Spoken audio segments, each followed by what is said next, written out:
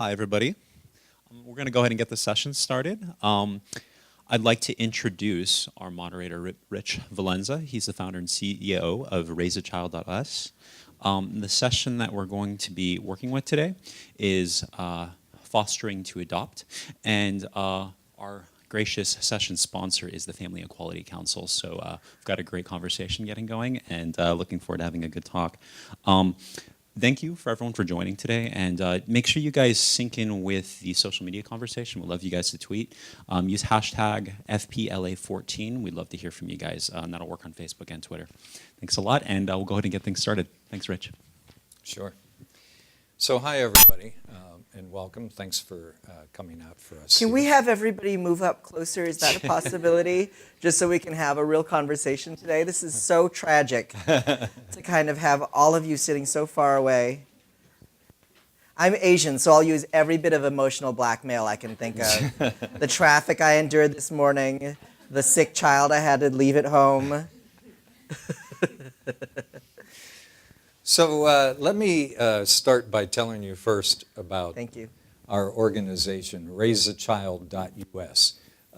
We're a nonprofit organization.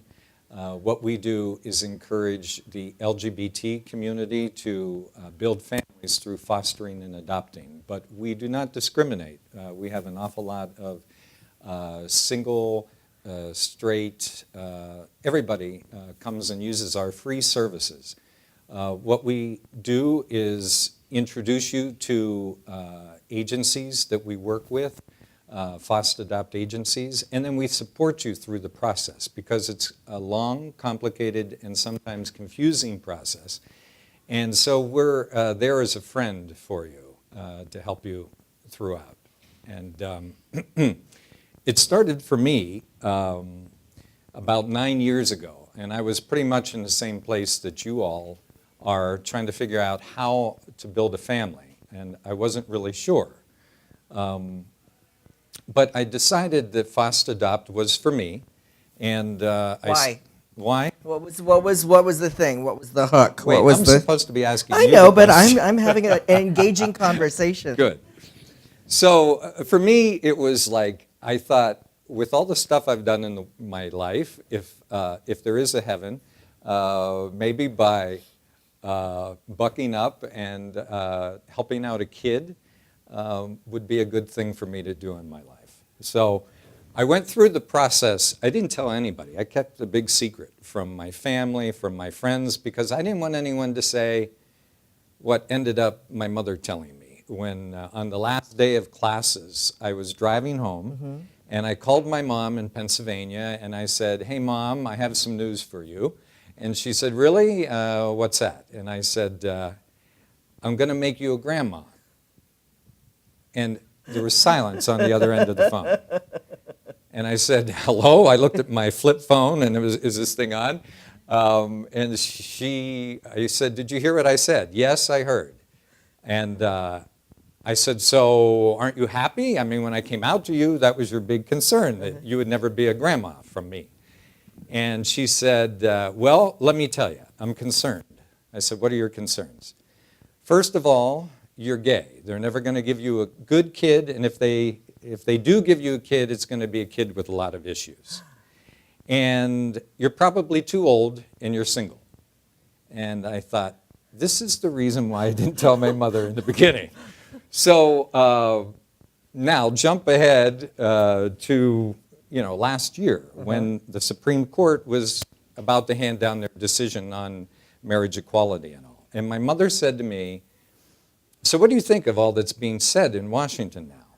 And, I've learned from that first experience with my mom to lay low. And I was like, I don't know, and just wanted to pass it off. And she said, "Well, you know what?"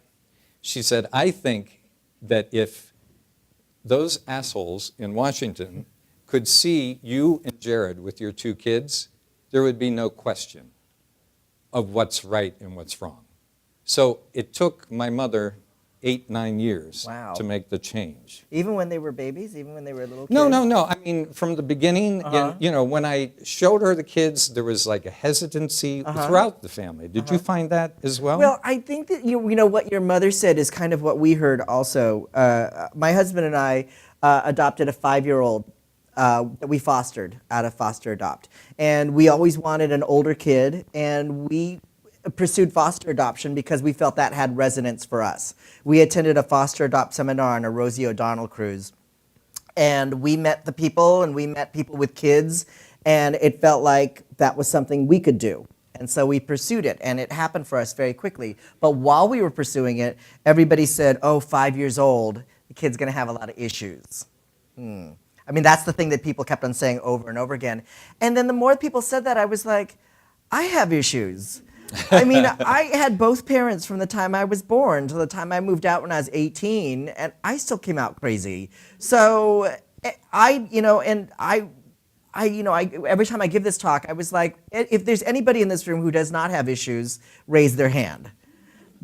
And they do have specific traumas that they're dealing with, but we felt that those were things that we were willing to take on. The kids do suffer loss. Yeah. As foster kids, they suffer loss of placements, and that's a big thing for a kid to go through, But it's interesting that was immediately the thing that people went to, is that the kids are going to have issues, and I think that's kind of unfair to the kids, and I think it's really easy to think that way because it is an unknown quantity. When you think about kids in foster care, you immediately go to foster kids, what's that going to be like? Right. But then you meet the actual kids, and that makes the difference. Let me add here. Yeah. Someone once said to me about foster kids, when you find somebody that you love and you build a relationship with them, and maybe, I understand lesbians right away, they move in with the person. Gay people, usually after the third date, if it's gone well, then you move in together. I heard that, you marry somebody that you don't really know much about. Now, when I got matched with my 2 kids, I got a file on each. They were 5 and 6 at the time. I got a stack of all of their doctor's reports, all of their school reports and all that. Yes. Did you get that as well? Yes, which you're required by law. Right. You're almost over-informed about like the kids that you are being presented with. The social worker presents a case to you, hey, and you decide from then on. I never felt cornered. No. I never felt pressured. They're always presenting the info to you, and you're always given the option to say no. So I knew much more about my kids, or I could have if I read all of the reports. Then it took me a couple of years to learn about my boyfriend's credit score. So, there is a lot of information out there for you on these kids. So when did you feel like the turning point was for your mother? I think it was when the kids, we went home for Christmas, and when my daughter said to my mom, I love you. I know for me, I had the kids for probably 3 months, and I was calling them Joe and Melody, and I was wondering, when the hell are these kids going to call me Dad? And then it struck me, and I turned to them and I said, okay, daughter, let's go. Okay, son, come on. And okay, Dad. And I finally got from them. And I think the same with my mother. She just couldn't imagine, with all the thoughts before, until the kids looked at her and told her they loved her. Right. And that was the turning point. Right. I They think. were real people. They were real people Yeah. that she could love no differently now than her other grandchildren. Mm-hmm. It's an amazing thing. All right. So Let's go with that. So let me, how was the process for you?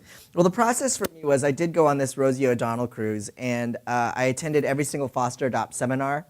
And we were told about the kids in the system. It was the seminars were headed by Robin Herod, who runs the Southern California Foster Family Adoption Agency. right here in LA. And she gave me her card, and she said, when you're ready to talk about this, give me a call. And so I took her card and I put it in the garage, which is like our junk drawer at our house, and I forgot about it. And my husband was kind of like, I'm not ready, I'm not ready. And then a couple years later, he woke up and he said, I'm ready. And I said, I got to find that card. So I opened up the garage, I put my hand in a box, and the first thing my hand landed on was the card, which is a miracle, if you knew what this garage looked like. So we went and I called Robin, and she said, well, lucky for you, orientation is starting shortly. So it worked out. It was like in April. It was like in March or April of 2009. The process for us was to become a certified foster adopt parent in California. You have to go 6 weeks of parenting course. You have to find out about the kids in the system. You have to be certified for CPR and first aid. Your home has to pass a safety inspection, and you have to be cleared from what is called a home study.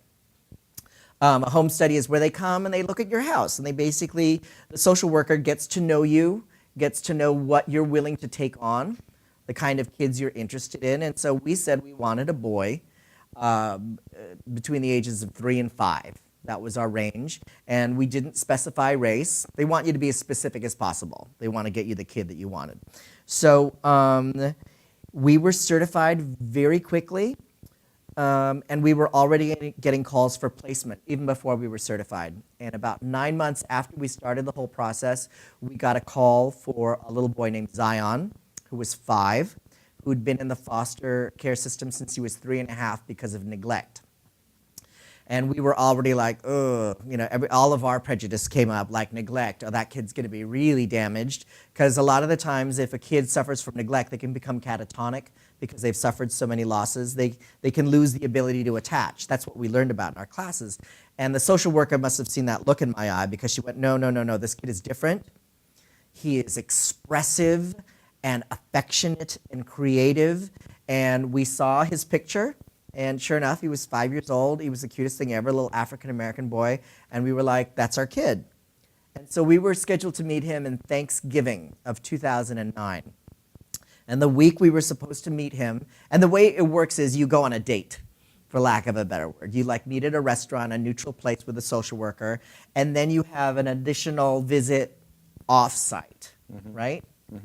And then you have like a weekend or something where they come to stay with you. So it's kind of like a gradual process. So the week we were supposed to meet him, we found out that another relative had come forward and said that they would be Zion's legal guardian.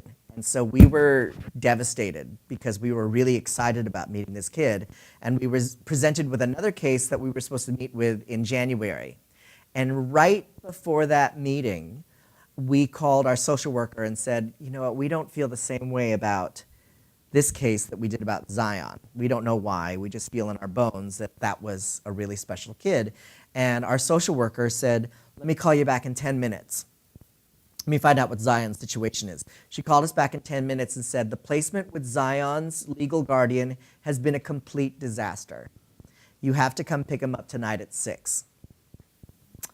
Yeah.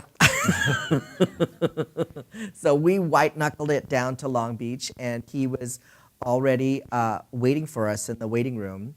And he was this tiny, he's a giant now, but he was little. And he was sitting between, I tell Rich this, he was sitting between 2 garbage bags. And one had all his clothes, and one had all of his toys.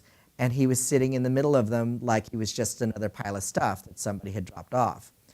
And that, to me, changed everything. It was like, this is a real person. And I really got, because my husband and I had the discussion of baby or an older kid, and I really wanted a baby. And he convinced me to consider an older kid. When I saw him, it became very clear to me that this was a baby.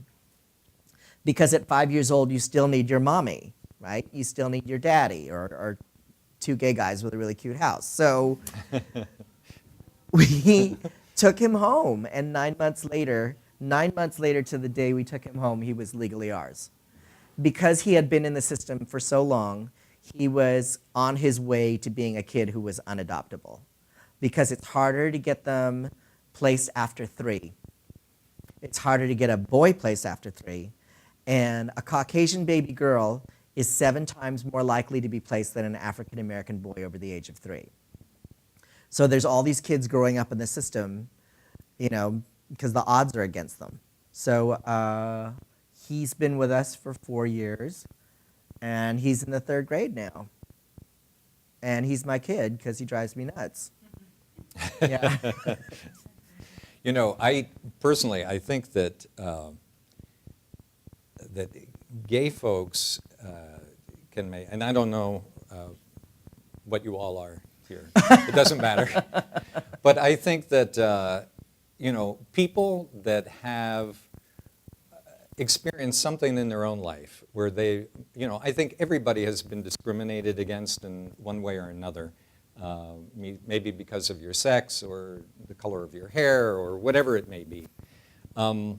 With these kids, when they come into your home, I think that if you pull up some of that you experienced growing up, or that you experience on the job, or that you experience among your friends or whatever, and try to understand what these young individuals have been through and haven't had in their life, I think that helps power you for being a better parent.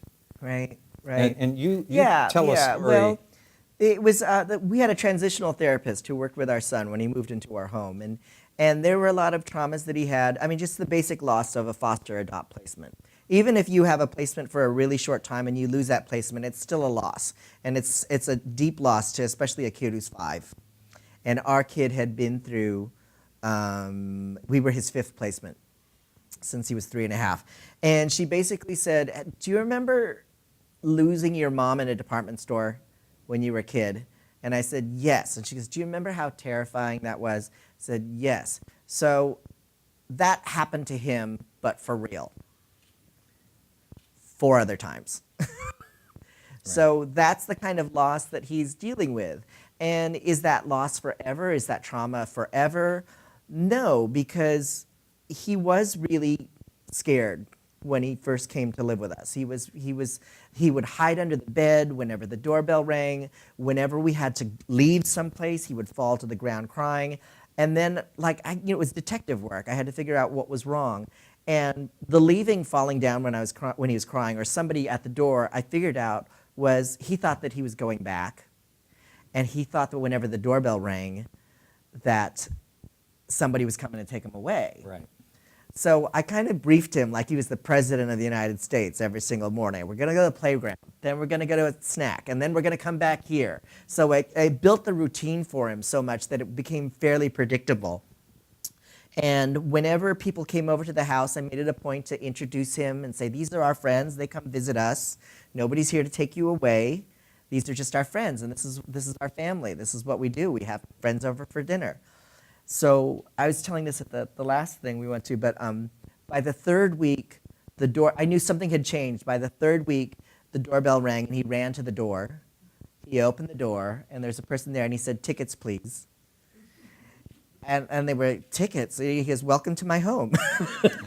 and then the people would be like, and I said, just give him a ticket. Just give him an invisible ticket. And he would people would hand him a ticket, and then he would give them this tour. He had ownership, So in a fairly short amount of time, I would say that was 3 weeks, he kind of got to understand, who we were and what we were about and the placement and everything. And then by a month into it, it felt like he had always been our kid. It's this weird thing. Mm-hmm. It's kind of like, I think that the wish to become a parent is a calling.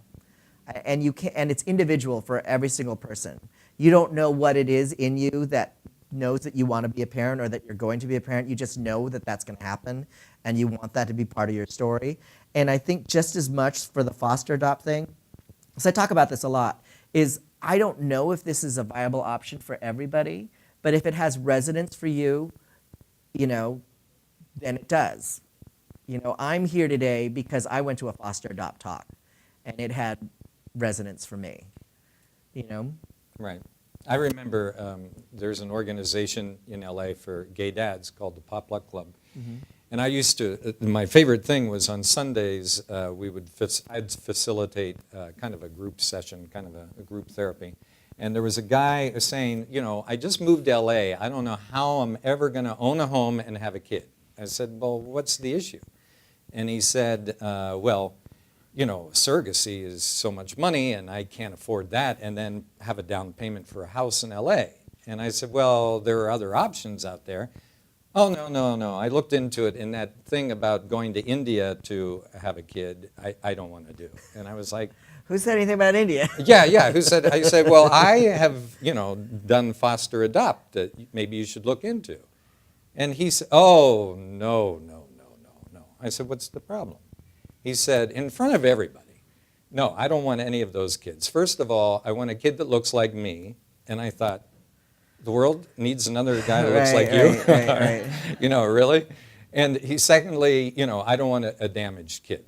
And, you know, that's kind of why, what motivates me every day to work on Raise a Child. Now, this guy here is, Alec Mapa is a great friend of our organization because he has such an eloquent way of telling this story about fostering and adopting. And we travel with him around the country when we do our events and things. And, you know, he's been on a lot of TV and a lot of movies.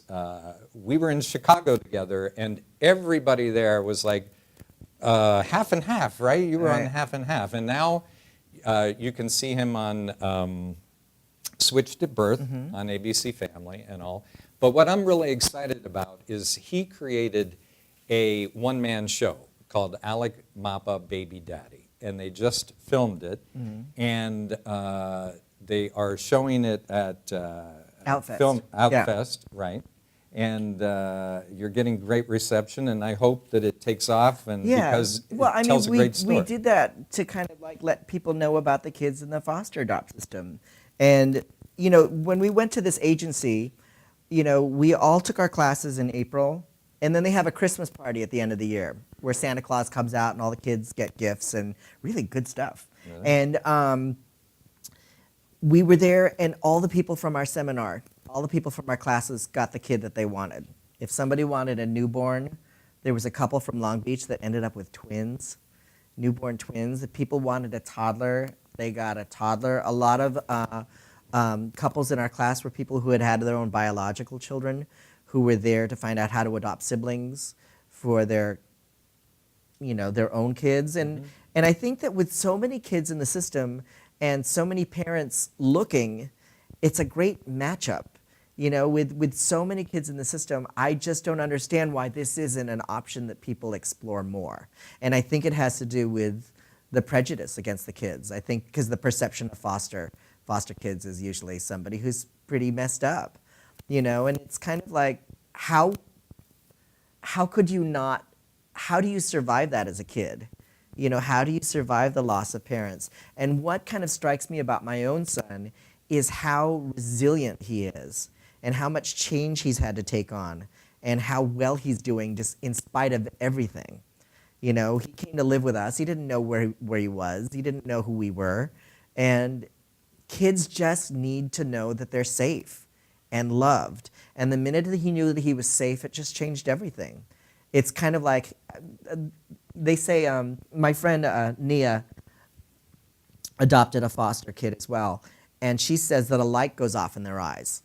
And it's kind of true that when my son came to live with us, he looked like a little old man. He was kind of exhausted and from being shuttled around all the time. And 3 weeks into it, there was such a physical difference between how he looked when he came to live with us and a month later. He's a kid a month later. He's like playing, he's laughing, you know. And yeah. You know what I'd like to do too? I want to open it up to questions if anyone has anything that they would like to ask Alec or myself.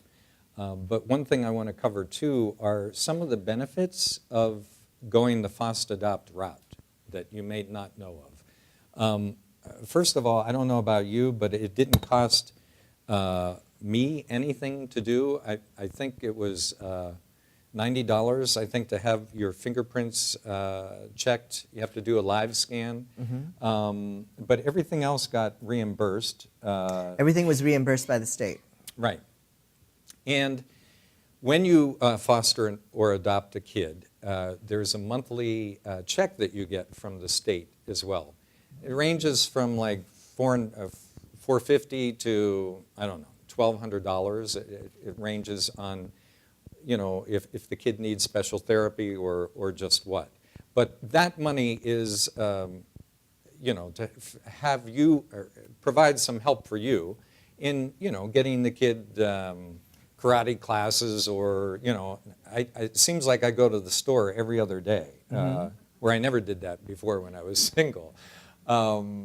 So, and then also the kids are covered with health insurance until they're 18. They have Medi-Cal until they're 18. Right, and we just took advantage of that yesterday because my son busted his lip riding his bike, so we went to the Children's Hospital, which is a great facility in the country, and it was all covered. I just showed the card. Any other things you can think of? The check and insurance, and we were offered a lot by the state. We were offered a transitional therapist who was enormously helpful because she had worked with our son since he was in foster care, from the time he was placed in foster care. So knew his case and knew his history, and was able to help us make the transition into a permanent placement with us. And also the agency we worked with was enormously helpful. We never felt like we were in the dark, or they said, call us. We want you to call us if you have any concerns, if you are having any problems. That's what we're here for. So throughout the process, we felt extremely supported. Right. And, you know, and all the cases are different, but for us, it happened so fast. I mean, literally 9 months later, we had a kid living in our house. And then after you build your family, or even leading up to, Bill is here from Family Equality Council. And there are organizations like Family Equality Council out there that my family belongs to, because they help provide support for you so that you can take your kids to events and things, and they can be with other adopted kids, or they can be with other families like theirs as well. So I don't know, there's a lot of support out there for you, and it starts with our organization, Raise a Child. We're happy to help you. Anyone have any questions you would like us to? Sure. Yes.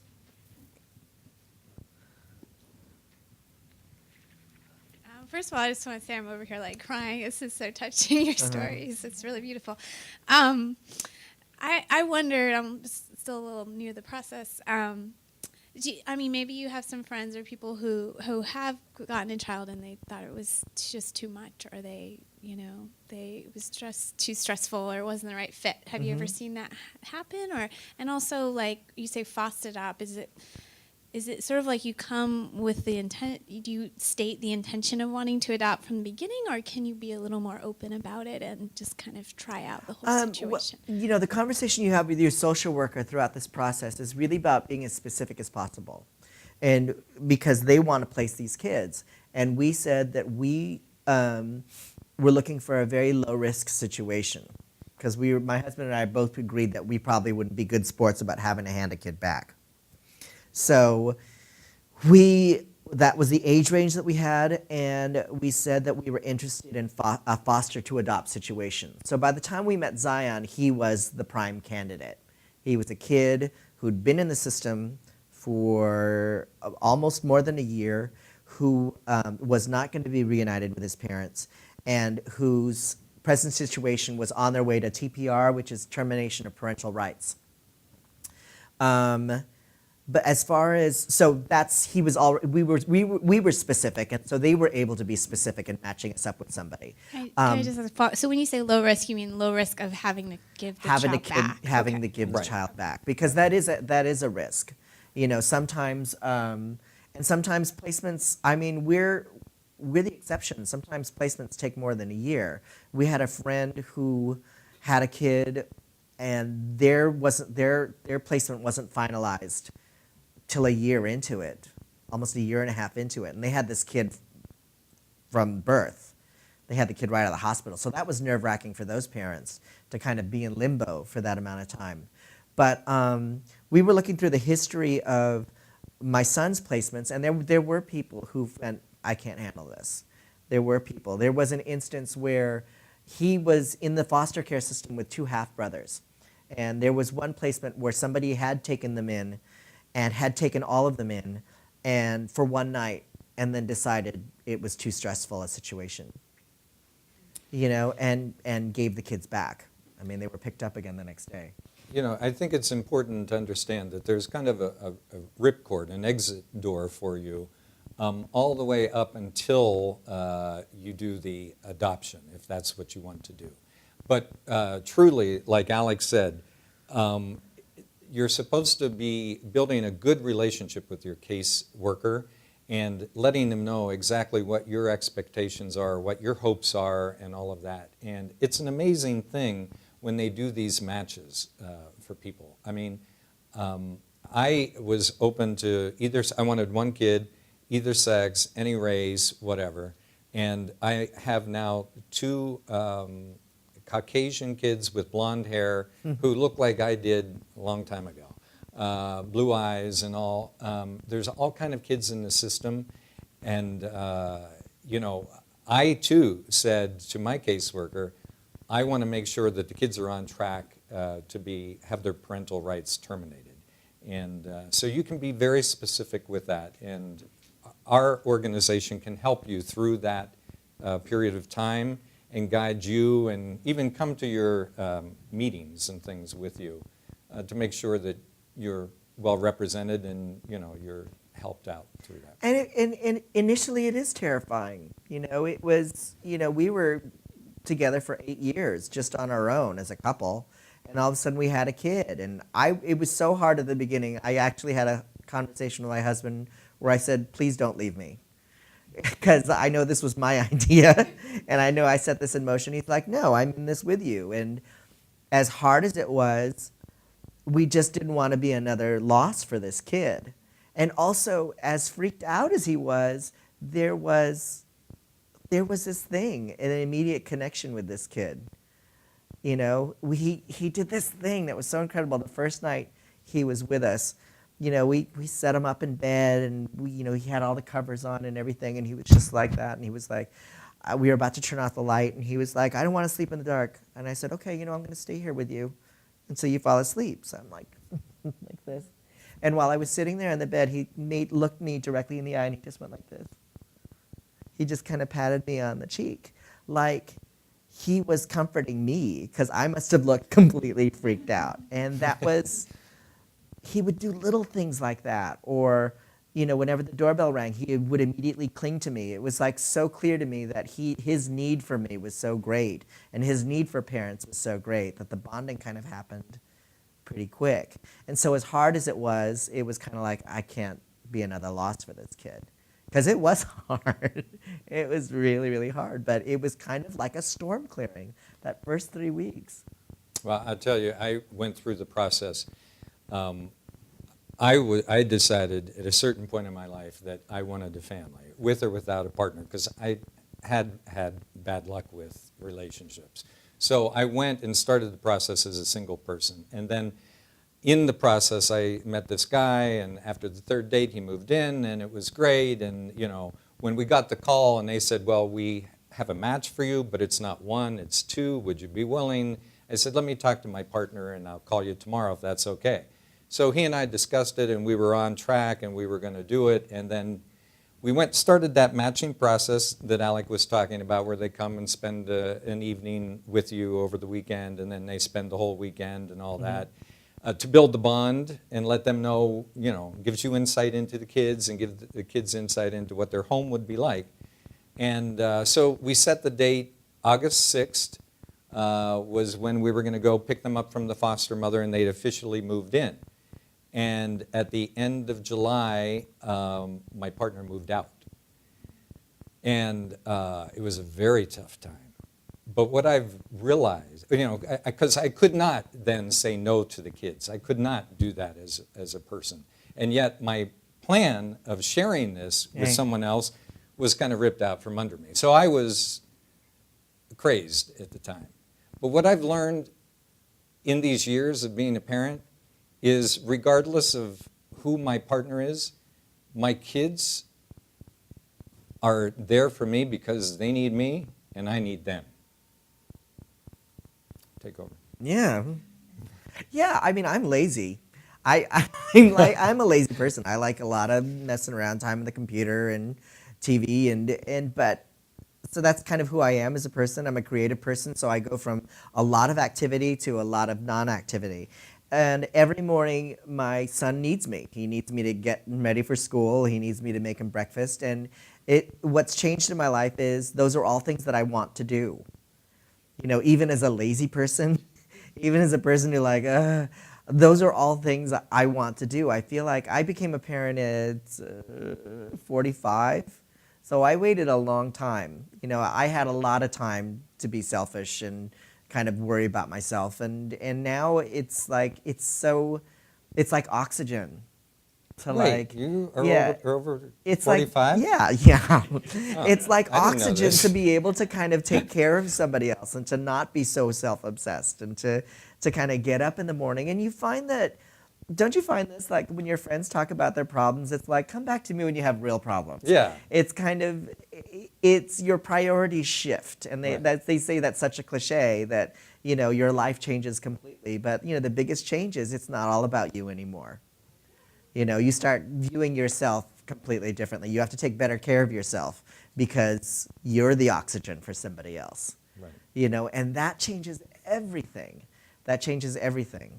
It kind of redefines you as a person in ways you can't even imagine.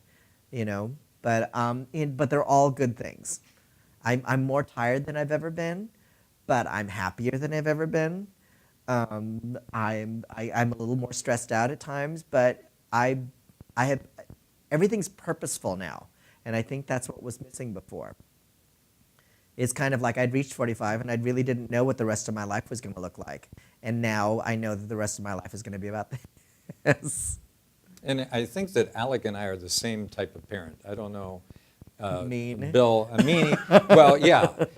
You know, I believe in the discipline part of it, and my partner is more relaxed about it, you know, and he wants to talk about feelings, and I want to talk about the law of the land here. I think you have that same No, you're sort of- more. Well, we're both strict. I mean, we both have different parenting styles. I'm like, my husband has a very long fuse.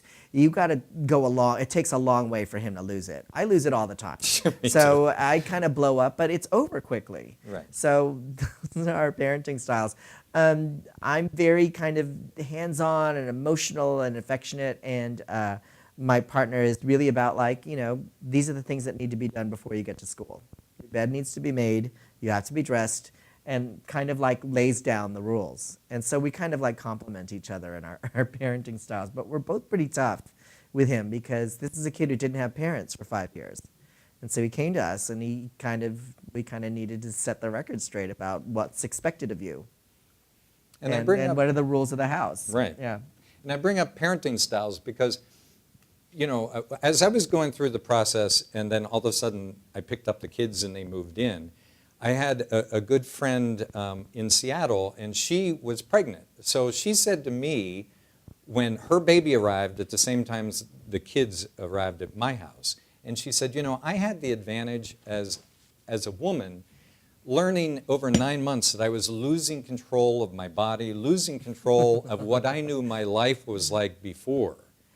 And you knew these kids, but when they moved in, all of a sudden you know, have the kind of baby on your hands there. So I want to kind of encourage you, no matter what route you go to build your family, that especially if you think of adoption or whatever, that whole process of taking the classes, try to imagine yourself going through that change in your life. Think about what kind of parent you're going to be. Think about what you can do for yourself or what you value, because I know in that first couple of years, I needed to go out with my friends every Wednesday night. I wanted to go to the Abbey on Sunday afternoon just to be gay again, and then I would leave that and go home and, you know, be the family man. But there's a transition you go through in your life, no matter how you build your family. And as much as you can prepare for that, the better, I think. Yeah, because you learn everything. I mean, it's a learning process, and when you learn, we took all the classes, and they said we're going to teach you as much as you can, as we can, and impart as much information as we can, and then you're going to forget all of it. And it's true. That's exactly what happened. We took all the parenting classes, but the difference between parenting classes and parenting is like the difference between reading about how to drive a car and driving a car. It's kind of like you can get an intellectual concept of what it's like to drive a car, but until you're actually behind the wheel, and you're in charge of this machine that could kill somebody, it's a completely different thing. And I think the thing is, we learned about parenting in the class. We learned about effective parenting techniques, which we were able to kind of use at some point. But it's completely different when the kid's right in front of you, and there's nobody else around. And it was literally like, here, this is yours, bye. Right. And then you're on your own, and the rest is up to you. And I think that we're effective parents, but I have to be honest in that, a lot of us are making it up as we go along. Because you master one thing, and you master one thing with a kid, and next thing you know, they're 6 months older or a year older, and they're completely different people. And then you have to take care of that issue. Right. So it's always, always changing. And then you think about your own upbringing. You think about how, I don't know, there's 4 of us kids. I have 2 brothers that are older, a younger sister. We are all so different. We all kind of have the same sense of humor, but, I don't know that I'd be friends with all of my relatives if I wasn't, blood related to them. People are different. You think about your parents' parenting styles, and it shows up a lot in your own parenting styles. Whether you liked it from the way your parents handled it or not, it's there with you, it seems. So, are there any other questions? Yes. What are your thoughts on having contact with some of the biological family members? Oh, having contact with the biological family members. Well, while we were fostering, the biological parent, the father was out of the picture. The biological mother had the opportunity to have visits and didn't show up. So, but she was presented with several opportunities, and by the end, we weren't telling Zion anymore that these appointments were being set up that she wasn't showing up for, because we didn't want him disappointed by that.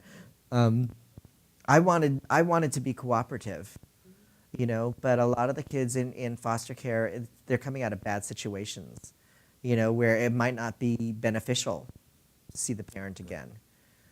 And that's the case with my kids. Really? Yeah, because I would take them they have 4 older siblings, and I don't blame the kids, I understand, but when I would take them, they would say, oh, he's not your dad. Dad, remember mom, don't forget them. And I know where that's coming from, but it would mess up my kids then. So, one of the benefits is you have the ability of taking them to therapists and all for free. And I talked it over with the therapist, and after the adoption was finalized, they said, no, it's not. And they actually recommended before it was finalized to cut those. Now, I kept in contact. I know where the kids are via Facebook now. So if my kids are ready, when they are, I'll help them and introduce them or whatever needs to be. But for the time, I needed them to bond with my home. So. Right. And we went through the same thing with our therapists, too. They said that would be the best thing for them to kind of like get settled here and form a bond with you guys. And one of the exercises the therapist did with our kid when he was 5 was he had to write a letter to his birth mother. He just dictating it. And I still remember it. We still have it. Or no, we sent it to the birth mother through the therapist. And he basically said that I'm okay now. I love you very much, but I'm not coming back. And I want you to know that I'm happy and I'm going to be okay. And that's one of the things that knocked me out about my kid, that he was able to articulate that at 5, that, I love you and, but I'm not coming back and I'm going to be all right. It was very concerned for her. He didn't want her to worry, he wanted to let her know that he was going to be okay. Yeah. Yes, he's a pretty great kid. Okay, with that, I think we're going to go ahead and wrap the session. We'll have a Okay. few minutes after to go ahead and for you guys to ask more questions to our speakers. Thank you, Alec. Thank you, Jimmy. Oh, you're welcome. That was incredible. Thank you for being here today and sharing your experiences and expertise. You can learn more about and contact our speakers on fertilityplanet.com.